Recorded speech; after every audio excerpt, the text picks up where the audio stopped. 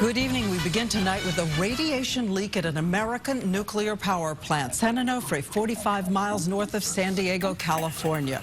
Officials say the leak is small, but as we've seen before, sometimes nuclear plants have changed the story after an accident. And look at this, 7 million Americans live within 50 miles of San Onofre. So ABC's David Wright traveled there to investigate what the real risks are. David.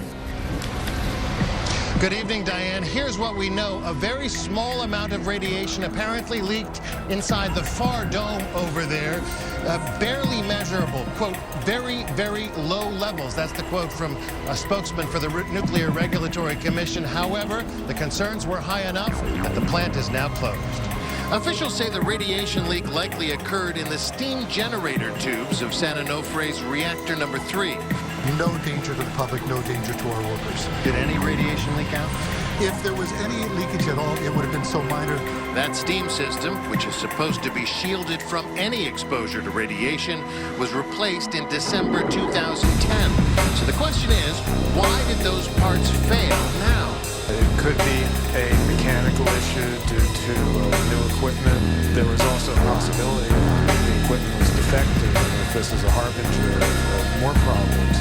San Onofre is one of dozens of U.S. reactors facing new scrutiny after Japan's nuclear crisis, right on the coast in the heart of America's earthquake country, just next door to the Marine Corps' West Coast hub, Camp Pendleton. We came here the day the Fukushima Daiichi plant in Japan melted down. Plant officials were eager to reassure the public the same thing could not happen here. Is this plant safe? Absolutely, this plant is safe. After Japan, the Nuclear Regulatory Commission updated its seismic model and in a report issued just yesterday found that 96 reactors in the central and southern U.S. are in regions at higher risk of a quake than previously thought. Major metropolitan areas are uncomfortably close to major nuclear power plants. Indian Point, just outside New York City, 20 million people live in a 50-mile radius. Dresden, just 50 miles from the heavily populated suburbs of Chicago. If we don't make them shut it down, it's going to be too late. We can't wait for the NRC. We can't wait for the government. Now, it is important to underscore it is not clear that this event had anything to do with earthquakes. It's likely just faulty equipment. However, after what happened in Japan, people are understandably concerned, Diane.